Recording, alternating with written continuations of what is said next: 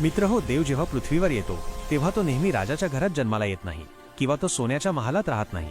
कलियुगात भक्तांना तारण्यासाठी आणि धर्माचे रक्षण करण्यासाठी देवाला मातीचाच आधार घ्यावा लागतो। जेव्हा जेव्हा धर्मावर ग्लानी येते तेव्हा तेव्हा महादेव रूप बदलून येतात आणि याच कलियुगात गोरगरिबांच्या डोळ्यातलं पाणी पुसण्यासाठी साक्षात भगवान शंकराने एक रूप घेतलं आणि ते रूप होतं संत बाळूमामांचं।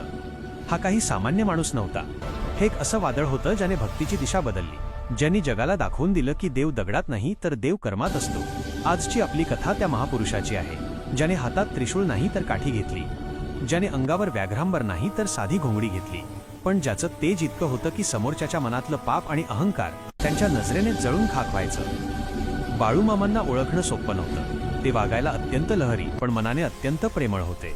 असं मानलं जातं की भगवान शंकराचा स्वभाव जसा भोळा आणि रागीट दोन्ही असतो, अगदी तसाच हुबेहूब स्वभाव बाळूमामांचा होता। ते खोटं वागणाऱ्याला शिव्या द्यायचे पण सत्य वागणाऱ्याला छातीशी धरायचे। विचार करा, ज्याच्याकडे संपूर्ण ब्रह्मांड बदलण्याची ताकद आहे तो माणूस दिवसभर उन्हात पावसात मेंढ्या का राखेल?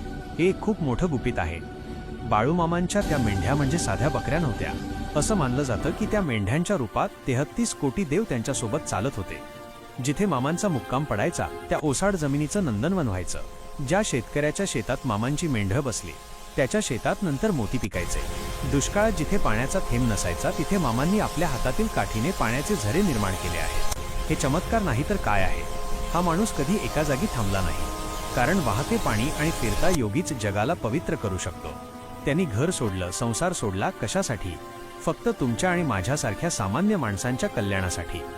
आज लोक मोठ्या मोठ्या हॉस्पिटलमध्ये जाऊन थकतात तरीही रोग बरे होत नाहीत, पण बाळूमामांच्या दरबारात एक वेगळंच औषध मिळतं। ते औषध म्हणजे मामांचा पिवळा भंडारा।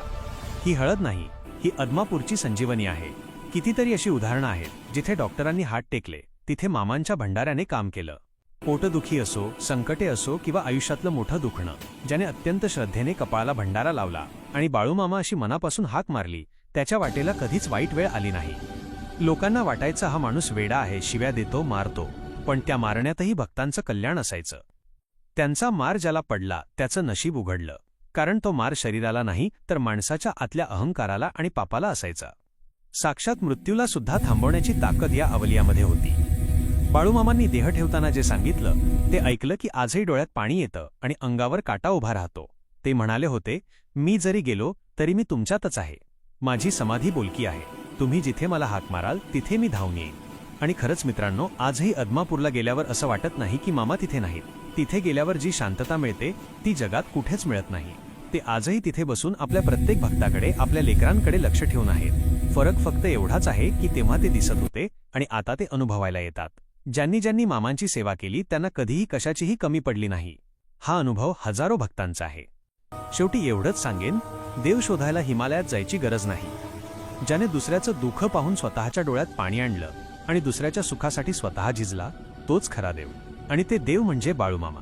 जर तुम्हालाही वाटत असेल की मामांचा आशीर्वाद तुमच्या पाठीशी असावा, तुमच्या घरात सुख, शांती आणि समृद्धी नांदावी, तर आपला अभिमान आणि श्रद्धा व्यक्त करण्यासाठी कमेंट बॉक्समध्ये संपूर्ण ताकदीने लिहा, बाळूमामाच्या नावानं चांगभलं।